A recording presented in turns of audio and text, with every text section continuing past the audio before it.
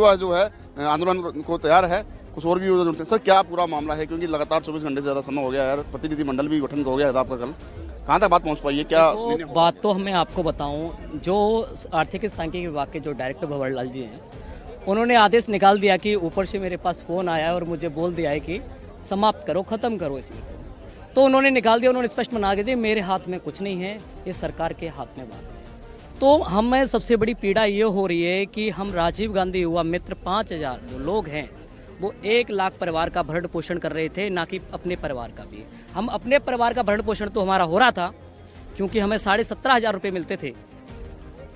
अब हम बेरोजगार तो हो गए, लेकिन हमारे साथ में 1 लाख परिवार वो बेरोजगार हो गए जो योजनाओं का लाभ लेते थे, जिनको हम घर घर गांव गांव ढांडी ढांडी जाके उनकी पेंशन, पालनहार, विकलांग प्रमाण पत्र, राशन का कार्ड है जो खास सुरक्षा में नाम जुड़वाना, ये बहुत सारी योजना उनके परिवार का जीवन यापन होता था। जो विधवा महिला थी, जो विकलांग लोग थे, उनको हम बाइक पे बिठा के ई मित्र पे लेके जाते थे, उनका रजिस्ट्रेशन कराते थे। उनको ये नहीं पता कि इसका वेरिफिकेशन कहाँ से होगा।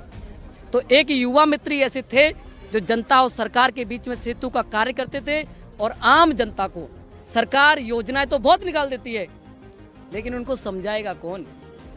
समझाने वाला कोई नहीं था राजस्थान में। समझाने वाले थे, आप इतिहास निकाल लो, जब से हिंदुस्तान के अंदर नहीं राजस्थान में संविधान बना है, जब से सरकारें बनी है, कि जब से सरकार राजीव गांधी युवा मित्र मिल लगे हैं, टारगेट निकालो कितनी योजनाओं से लोग लाभान्वित हुए हैं। तो वो किसके माध्यम से हुए हैं? वो सरकार ने नहीं की, वो कराने वाले एक युवा मित्र हैं। आप सरकार से जाके पूछो कि जो योजनाओं का प्रचार प्रसार, जो इतने परिवार लाभान्वित हुए हैं, क्या युवा मित्र लगने से पहले भी हुए थे? अगर पहले हुए हो तो हमें घर बिठा दो, हमें कोई औचित्य नहीं है। क्योंकि हम एक युवा मित्र प्रतिदिन RYM के माध्यम से अटेंडेंस लगाता था, ऑनलाइन रजिस्ट्रेशन करता था। 30 परिवारों से टारगेट के अनुसार घर घर जाके एंट्री करता, किसको राशन मिल रहा है, कितने परिवार में सदस्य हैं, विकलांग प्रमाण पत्र है या नहीं है, विधवा की पेंशन बंदी है या नहीं बंदी है। ऐसे ऐसे परिवार मिले हैं हमें कि जो ई मित्र पे रजिस्ट्रेशन तो कराते थे, और विधवा महिला कहती मेरी तो पेंशन खाते में नहीं आई। कि कब से नहीं आई? कि 2 साल से नहीं आई है मेरी, तो बंधवा तो आई। मैंने कहा है आपका सर्टिफिकेट? बेचारी वो बक्सा में से निकाल के लेके आती, हमें दिखाती, हम उसका स्टेटस चेक करते तो वो बंदी नहीं थी।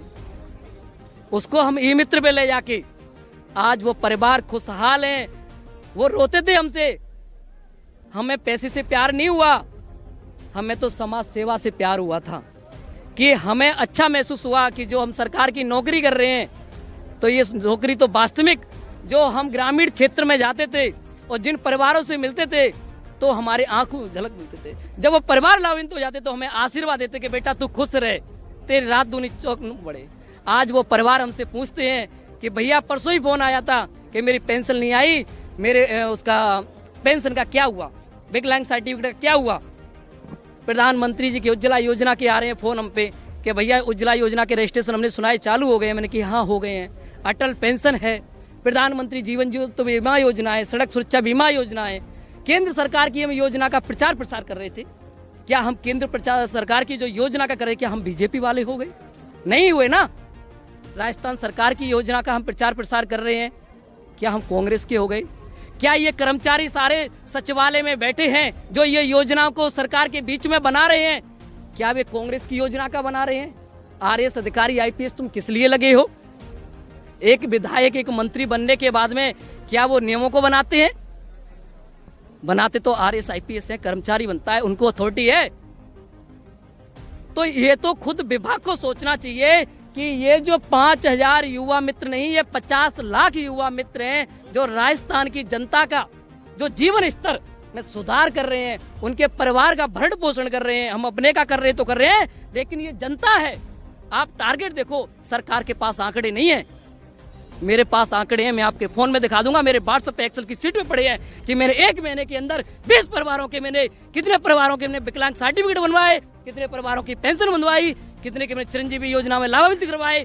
वो महिला, वो परिवार जो एक्सीडेंट के अंदर मर जाते थे, जो चिरंजीवी दुर्घटना बीमा योजना के अंदर हम उनका रजिस्ट्रेशन कराते थे, उनको बताते थे कि आपको 5 लाख भी मिलेगा, 5 लाख मिलेगा। जो सरकार ने उसका आयुष्मान चिरंजीवी नाम कर दिया है, तो हम उन परिवारों की आर्थिक थी जिसके घर में 3-3 बेटियां थी, उनको पैसा मिलता था, हमको दिलवाते थे, उनकी बेटियों की शादी होगी, 10 बीसे जमीन थी वो भी नहीं बिकती थी। तो उन परिवारों का जीवन स्तर एकदम बहुत ऊंचा हुआ है। तो हमारा कहना ये है कि सरकार हमारी मांगों को जायज को माने। हमारी 3 मांग है। पहली मांग ये है कि सरकार हमारी जो बहाली को वापस ले, निरंतर जारी रखे और जो संविदा केडर में लेके जाए। पहली मांग ये है। दूसरी मांग सबसे बड़ी ये है कि जो 5000 हमारे युवा मित्र हैं, इसमें से एक भी को हटाया नहीं जाए, नहीं तो ईंट से ईंट बच जाएगी। ये हमारी मेन मांग है कि एक भी परिवार का व्यक्ति, हमारा कोई भी साथी हट गया, सरकार किसी के साथ कुदारघाट नहीं करे। हमारी 3 मांग है कि हमें पुनः वापस लिया जाए। दूसरी मांग हमारे युवा मित्र साथियों किसी को हटाया नहीं जाए। और तीसरी हमारी मांग है कि हमारे लिए संविदा केडर बनाया जाए, जिससे हमारे परिवारों का भरण पोषण और जीवन स्तर पीढ़ी दर हम डबल इंजन सरकार का गुणगान करें और उनके एहसान बंद रहे जीवन। संविदा पर लेने की बात नहीं आई है, सामने आई है, और ईंट सीट बचाने की बात भी युवाओं ने चेतावनी दे दी है। कुछ और भी हमारे साथ मौजूद है। सर, प्रतिनिधिमंडल बन